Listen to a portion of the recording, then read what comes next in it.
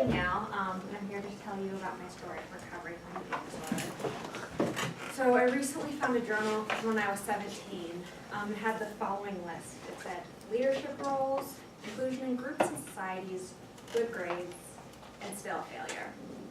That was how I felt, not good enough. I remember as early as kindergarten praying for hours at night, terrified something bad would happen. Trying anything to be good enough. In middle school, the focus became my body. In 6th grade, I remember obsessing over pictures of myself, thinking I looked disgusting. I wanted to be perfect. I wanted to be popular. I thought if I changed my body, things might change. So I started little by little, dieting and exercising more. My obsession with food and body began to overtake my life. It had so much to do with more than weight. It was the way I felt better about things. It was the way I coped. So instead of hanging out with friends, I was at the gym. Instead of concentrating on school, I was obsessing about my diet. My grades slipped, and I lost a lot of friends. I remember I was at camp, and one of my friends came up to me and said, I really need to talk, and she was really upset. And I said, I can't. I need to work out. No one could depend on me. Even though I had signs of an eating disorder, I was in complete denial. I thought I didn't look like the stereotypical girl with anorexia. Even my eating disorder wasn't good enough. My sister was the one to see through my excuses and saw me going into a downward spiral. She brought it to the attention of my parents, and they got me help. I was so ashamed of seeing a therapist. Because when you grow up in a community where everyone pretends to be perfect, you feel like you're the only one with a problem. So my journey began. I've done a lot of work in individual and group therapy. Through therapy, I've learned to let go of needing to be perfect, needing to be liked, and needing to be in control. I found what I like and what I need, because in the end it had nothing to do with food, but the way that I avoided pain in my life. I've had lapses, and I've had to relearn how to have a healthy relationship with my body and food. It's been 5 years, and I'm in recovery for 5 years. And I can tell you it is so much better on the other side. I can sleep at night, I can concentrate during the day, I can actually enjoy dinner with my family, go out to restaurants with my friends. I found that I love to hike and kayak, and I do it just because I love it and it's fun, and my body can do so many things when I put the right fuel in. And I found one of my greatest passions I can actually succeed in now is being a therapist. Because I know what I need and what I want, and life is so much better and fuller in recovery. Thank you, guys.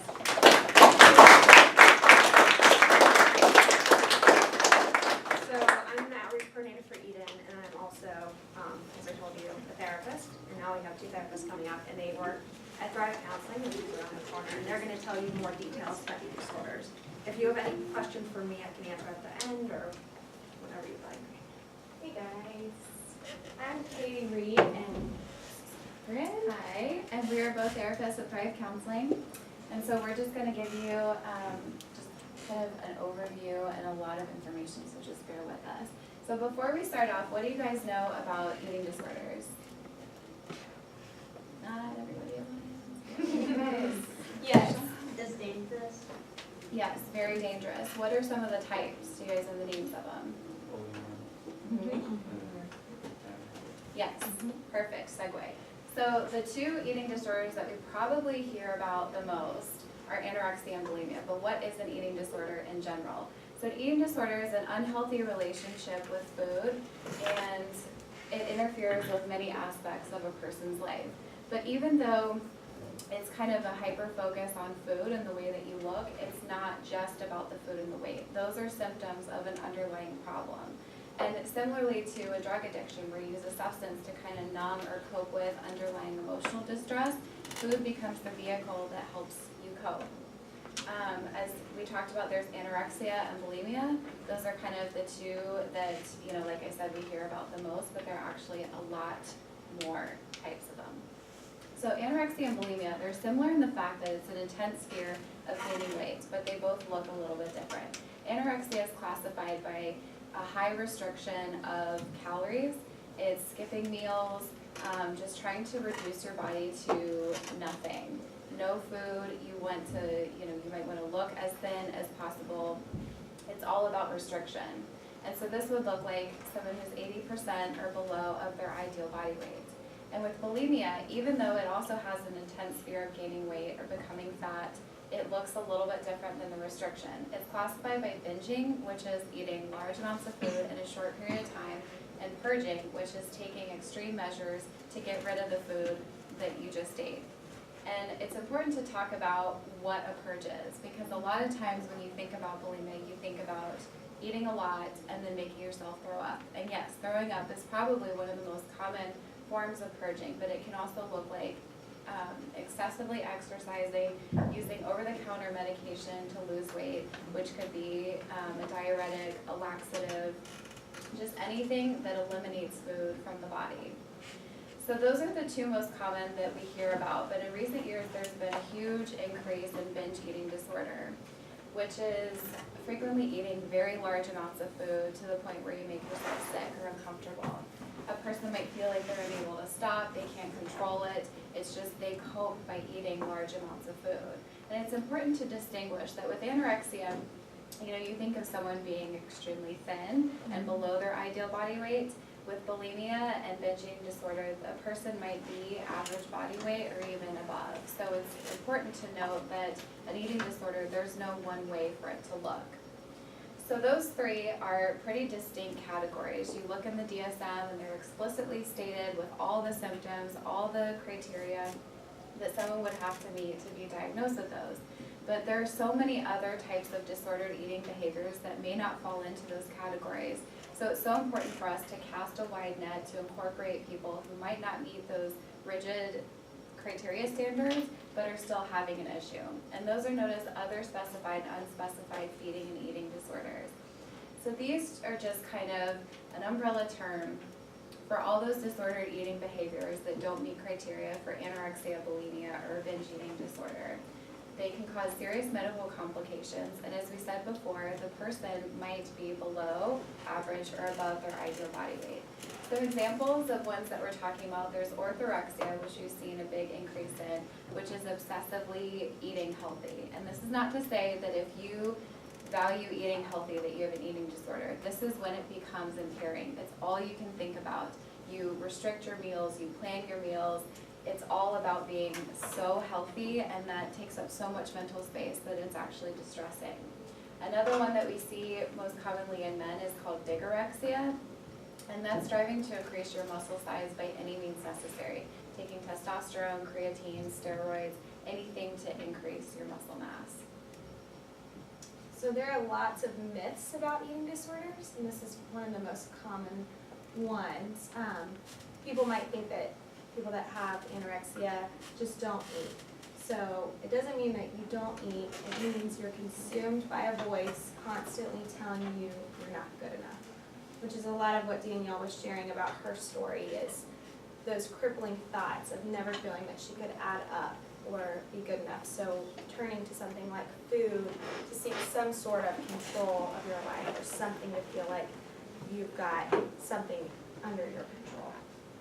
So another common myth that I think a lot of people that have struggled with an eating disorder battle is that they're choosing that. It's not a choice, it's an illness.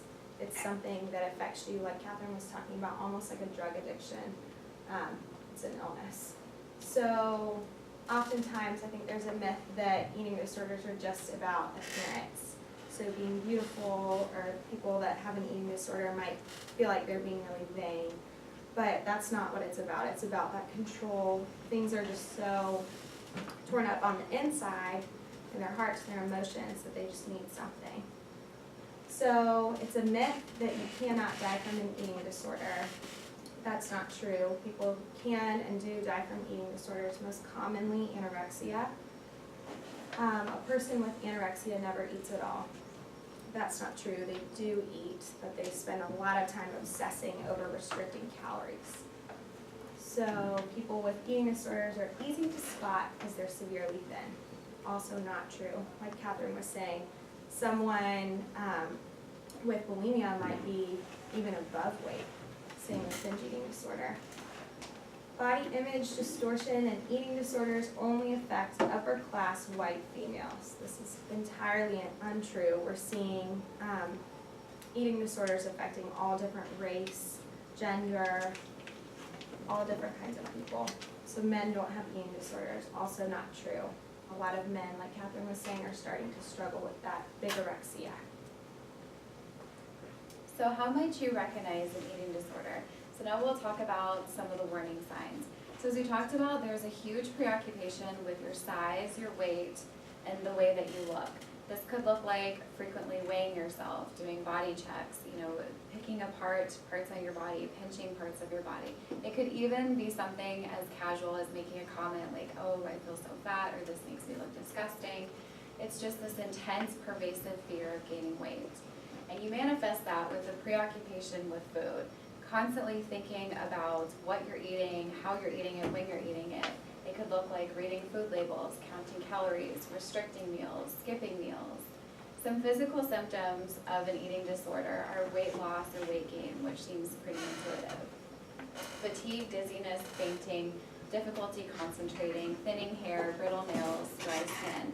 This is all because you need food for fuel. You need the vitamins and nutrients in your body to help your hair look good, your skin look good, just your overall health to keep it intact. And if you're not getting those vital nutrients, then it starts to take a toll on your body. So those ones that we just talked about are more overt warning signs, things that you might be able to recognize in somebody else. But it's also important to be able to notice some of the specific behaviors to an eating disorder. Binge eating, as we talked about, would be consuming large amounts of food, hoarding food, eating when you're not hungry, eating more in response to emotional distress rather than physiological hunger. Purging, as we talked about, there are lots of different ways to conduct purging behaviors. It could look like going to the bathroom after meals, coming out of the bathroom with bloodshot or watery eyes from making yourself throw up, a scratchy or raspy voice from the stomach acids eroding your esophagus, exercising at all costs, no matter what. As Danielle said, exercise became the most important thing of how to get rid of the food that you just ate. Using over-the-counter medications to lose weight or calories. Some other signs of purging, it can be something also really subtle. Sometimes you can notice the knuckles of someone who's been purging. It starts to erode the skin or the teeth enamel. So those are more, as I said, those are the more overt behaviors, and there are also some more covert behaviors, secretive behaviors. This could be denying hunger or excuses to avoid meals. I'm not hungry, I just ate. No, I don't really want to go. It could be hiding or throwing away food or eating in secret. There's a lot of shame attached to eating disorders, and you kind of turn into yourself and want to push people out just because you're so consumed by the eating disorder. Conceal changes in weight by wearing baggy clothing. You just want to hide from the world. You want to hide your eating disorder and hide kind of the changes that your body's going through. Some emotional signs. These are super important warning signs to keep in mind because, as we talked about, eating disorders are a symptom of an underlying emotional problem. So this could be feeling disgusted, feeling depressed, feeling inadequate or hopeless, as Danielle spoke about a lot of those kind of emotional states. Changes in mood and personality. Not only are these emotionally charged and kind of emotionally driven changes, but it's also because you're not eating. And we know that when your blood sugar is low or you haven't eaten, you're a little bit more testy. Social withdrawal. This is for a variety of reasons. A lot of people in recovery have referred to their eating disorder as their best friend and worst enemy. It almost becomes this personified force. It's the voice in their head. It's always there. They know they can count on it. So not only does that kind of create this really intimate relationship with the disorder, but also if you're in denial and people keep asking questions and they're trying to derail what you're trying to do for yourself, there's a lot of withdrawal that can come from that. Okay, so we talked a little bit about some of the health risks, but can y'all, let me go back, thanks. Can y'all think of any specific health risks that might come because of an eating disorder? Yes. Heart failure. Heart failure, absolutely. Yes. Okay. Anything else? Yes. Cancer? Cancer? Maybe. Definitely possible. Yeah. Because because eating disorders affect the organs and they affect the overall, functioning of your body and can make you really susceptible to toxins and cancers. Yeah. Definitely. Okay, so Abnormally slow heart rate or low blood pressure, so meaning that the heart muscle is changing, like you said. When you're not fueling your body, your heart is affected by that for sure. So reduction of bone density or osteoporosis. So someone with an eating disorder might have more brittle bones, so they might break easier. Severe dehydration. Can y'all think of why dehydration might come because of an eating disorder? Because you need water to have Right, so Yep. if you restrict your water intake, absolutely. What's another way that an eating disorder could cause dehydration? Absolutely. We're talking about like, if you've ever had the flu, I'm sure y'all know, or a stomach bug, you've got to pump your body with fluids, Gatorade, water. So if you're continually purging on a regular basis, your body's going to be extremely dehydrated, and it's very difficult to refuel that. And that can wind up resulting in kidney failure. So dry hair and skin, hair loss is definitely common. With someone with an eating disorder, they might start to lose big chunks of hair. Like we were talking about, with you might have an electrolyte or chemical imbalance. It could affect other major organs. Potential for gastric rupture during periods of binging. That's a lot of pressure to put on your body to continually purge or binge like that. Inflammation and possible rupture of the esophagus, like Katherine was talking about. If someone's purging and that's going to affect their esophagus, it might cause them to have a raspy voice. Tooth decay and staining from those stomach acids as well. High blood pressure and high cholesterol levels. This happens a lot with binge eating disorder, of eating massive amounts of food at once. Heart disease, type 2 diabetes, and even gallbladder disease. So what can you do? We're about to go talk through each of these topics, but just briefly we'll talk about them for a minute. So becoming media literate, so knowing what's out there in the media, that those body images are not typically achievable body weights. Being body positive, saying no to dieting, exercising to be active rather than losing weight, decreasing stress, and if it gets to the point of needing to seek help doing so. So now we'll talk about each little one of those categories. So media literacy, question what you see. So what we can see in that picture is that woman's face has been completely retouched, right? And that's very common. So I'm sure y'all have Instagram feeds, and you might scroll and see a celebrity's Instagram account. Typically, most of those pictures being posted on those Instagrams on the internet, in magazines, have been completely retouched. So the Hollywood ideal is not real.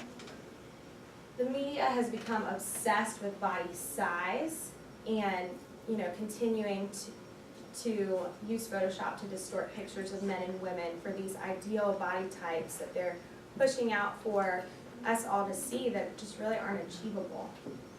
Most of the models in magazines don't really look like that in real life. There's a constant push for the need to be perfect. A lot of focus on white beauty. So the media might skew towards more taller, thin, Caucasian people with fair skin and hair, and the thought of needing to be thin rather than healthy. I'm sure y'all have seen on the front of magazines, how to lose 15 pounds quickest way possible, how to have a bikini body for the summer. Constant focus on thin rather than health. So 20 years ago, an average fashion model was 8% less body weight than the average woman. Now it is 23% less. Significant. So in talking about the media messages, media is all over the place. It's when you turn on your TV, when you get on the computer, when you're scrolling through social media. There are messages all over the place, and it's so important to just start to dissect those and see what they're really about. So fad diets and fitness routines are everywhere. So with the fad diets, I'm sure you guys have heard of all of the extreme ones. Cabbage soup diet, Beyonce's master cleanse, stand on your head and spin around diet, like whatever. You name it, there's a fad diet for it. For fitness routines, this is a little antiquated, but it used to come in the form of those infomercials for those ridiculous workout videos and stuff. And now we've kind of shied away from that. And it looks more like what you see on social media. It'll be those bikini competitors that say, buy my workout plan. For men, it could be, those big buff guys and, do this, work out this way, eat this way, count your macros, all those different things to really fit that ideal that they're trying to perpetuate. The size and weight prejudice, as we talked about, there's this very distinct ideal both for men and women that the media really wants everybody to try to conform to. It's a huge consumer market. They feel that if they pump the media full of those messages, that you'll buy all of those products that'll help you reach that standard. Good food, bad food, diet messaging is rampant. There's just a lot of language attached to food that kind of perpetuates those unhealthy messages. There's a lot of pressure on males to be fit and muscular and look a certain way, just as there's a lot of pressure on women to be thin and tall and, present a certain way. So the Barbie myth. Who had a Barbie growing up? You did? Yeah. Me too, I had lots. So Barbie would technically fit, if she were life-size, she would fit the criteria for anorexia. She wouldn't typically probably have a menstrual cycle, she would be very anorexic. So if she were a real woman, so if she were life-size, standing with us, she would have to crawl on all fours because her body proportions are so off. So thinking about that sends a pretty strong message that the dolls that little girls and boys are playing with now, she wouldn't even be able to stand up if she were life-size. So superhero actions, I'm sure a lot of y'all have those characters at home too. Now they're made, like if you look at the old Superman versus the new Superman, what's the difference? He's way more buff. Yeah, they've even changed that from, everything's kind of changing to push this more ideal body type for men and women. So knowing all that, what do you do about it? It would be ridiculous if we stood up here and said, delete social media, don't watch TV, just wear blinders. That's unrealistic. So it's about recognizing the messages that the media sends and then filtering it for yourself to say, well, what am I going to do about this and how can I overcome it? The most important thing is to just take notice. Knowledge is power. Just know that, I see what you guys are doing here, and know that you can take those conflicting or confusing messages and create messages of your own. It's so, so important just to take notice that there are these messages out there. They are perpetuating an unrealistic standard for you, and that it's important to notice kind of the effects that it can have on the way that you see yourself. Absolutely. And also take action. So not allowing the media to tell you what to think and feel about yourself. So finding those strong beliefs within yourself about what your body confidence should be. So be active when you're scrolling on the internet, knowing that those women and men that are posted are not typically what we are going to look like. So you could even do a project at school showing things that would be appropriate and not appropriate. I like this quote too. It's your choice to define who you are based on what is meaningful to you. So love your body and build healthy self-esteem. So body image and self-esteem are really strongly linked. If you have a negative body image about yourself, it's likely going to impact your self-esteem as well. And it's so important to notice that people come in all shapes and sizes. I mean, you look around the room and no two of us are built exactly the same. No two of us look exactly alike. And it's so important to recognize that you have a very unique self and a unique body and celebrate it. And part of that is treating your body as you would a best friend. You would never tell your best friend that, you're disgusting, you're fat. You wouldn't, force them to do these extreme measures to fit some kind of unrealistic ideal. It's so important to listen to your body and be kind to it. Mm-hmm. And I think, Katherine and I both know that we can put these words up on the screen, but it's a lot easier said than done, right? And it's hard to just completely stop thinking negative thoughts about yourself, but taking small steps towards doing that. Like Katherine was saying, treating yourself with that kindness that you would to a friend. You would never tell a friend that she looks ugly or he looks bad. Thinking about how your friends would talk to you, your supportive, kind, encouraging friends. Talking to yourself that way too. And some specific behaviors that you can do, like he said, to take small steps, is to find and focus on things that you like about yourself, the way that you look, some of your inherent strengths or talents. It's so important to not weigh yourself. This is, kind of tying together with the eating disorder discussion. It's so important not to weigh yourself regularly because you'll drive yourself crazy. Throughout the lifespan, especially middle school and high school, your body's changing all the time. And even as adults, your weight changes all day, every day. It's, comprised of what you ate, maybe if you worked out, how many times you went to the bathroom, if where women are on their cycle. There are a lot of different factors that can play into weight. And if you, reduce yourself to only focusing on that number, you'll drive yourself crazy. Being aware of who you're surrounding yourself with. I like the quote that says you are the 5 people you spend the most time with. So thinking about the people that you're spending time with, are they encouraging you? Are they being positive around you? Are they making it possible to feel good about yourself? So keeping in mind who your role models are they positive? And thinking about food as fuel rather than, something to restrict. So thinking about your body's function rather than what it looks like, how thin you are, how strong. And healthy at every size. This is kind of, what we just talked about, where everybody looks different and people come in all shapes and sizes. And it's so important to remember that.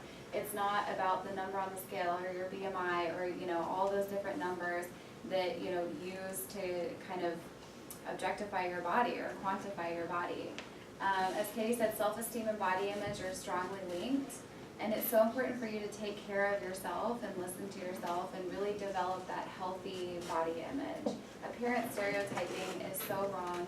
We can't say it enough. The messages that the media sends, those ideals that we're told to try to strive to, it's just not realistic. So just saying no to dieting. It really does do more harm than good. I know it's pushed in the media all the time, but the reality is that 90 to 99% of weight loss diets fail to produce permanent weight loss. So someone might have great results for a crash diet for a few days. A month down the line, they've gained all that weight back, potentially even more, because it can cause weight gain due to reduced needs for energy and increased ability to absorb energy from food. So it throws off your metabolism as well, these crash diets. So females who diet are 12 times as likely to binge as females who don't diet. Why might that be? Why would you guys think that being on a diet and your body essentially getting used to the diet would actually have the reverse effects and make you eat more? Yes. Because all you're doing is just limiting yourself. Yeah, exactly. So your body is so depleted that your body kicks into starvation mode, and you get a surge of these appetite hormones that course through your body, and your body's in panic mode. And not only are you more hungry, but anything that you put into your body after such a depleted state, your body holds on to it. And this goes back to days of cavemen, when there were long periods of famine. And so anytime the body gets the message that I'm in a famine, I'm starving, anything that you put in, it's going to hold on to it twice as strongly. I'm kind of talking about the take action piece versus just taking notice. Dieting, by just not doing it, we're kind of fighting this statistic, because 35% of dieters will end up having an eating disorder or some sort of distorted relationship with food. So there are a lot of impacts of dieting. The slow metabolism that we talked about, dehydration, the muscle fatigue and breakdown. Your body's having to work harder to metabolize that food. Just a lack of energy in general. If I don't eat breakfast, or if I'm not eating enough throughout the day, I'm exhausted. An inability to work at a higher intensity. increased injuries are possible, and long-term weight loss is not sustained. So we've given you guys a lot of information and things to remember of what to do, what not to do, and it can seem kind of complicated or a lot to take in. But actually, one of the most important and the simplest ways you can think about it is just to listen to your body. Your body knows exactly what it needs, when it needs it, where it needs it. It knows what to do, and it's so important for you to listen to it and maintain that healthy lifestyle. Healthy is listening to your body, so that can be something as simple as eat when you're hungry, stop when you're full. Eating a variety of foods. Your body needs something from every single category on that food pyramid. It knows what to do with it. Different foods serve different functions. It's so important to give your body that quality and quantity of food that it craves. Food is energy and not the enemy. And in listening to your body, you know, on the flip side, if you don't, that can lead to a lot of unhealthy outcomes. If you don't listen to your body's hunger signals, then maybe you eat when you're not hungry or in emotional distress. If you restrict your food intake, you know, these all qualify as ways that you're not listening to what your body needs. Labeling food as good or bad, no, it's just food. There are lots of different types of food, and it should be viewed on a spectrum as opposed to either a binary of this is good or this is bad. Missing out on pleasurable foods. Food and mealtime, that's a social engagement, you know, and this is tied a lot to the social withdrawal. It's so important to listen to your body that, you know, not only that it needs food, but it also needs social connection and kind of interacting with others and doing things that make us feel good. Always thinking about, worrying, or obsessing about meals, feeling guilty or anxiety about eating, that's not listening to your body. Your body needs food, it loves it, it's fuel. You wouldn't drive a car with an empty gas tank, so it's so important to just give your body what it needs. So now we're going to talk about nutrition. So this is a great resource, choosemyplate.gov. So kind of on a daily basis or in a meal, this might be like what you need. So 6 to 8 ounces of meat. So sometimes it's good to think about like the palm of your hand being a good serving size of meat or one of these categories. So 3 to 4 cups of milk, 4 to 6 teaspoons of oils, 3 to 6 cups of grains. What's an example of a grain? Bread. Bread. Oatmeal,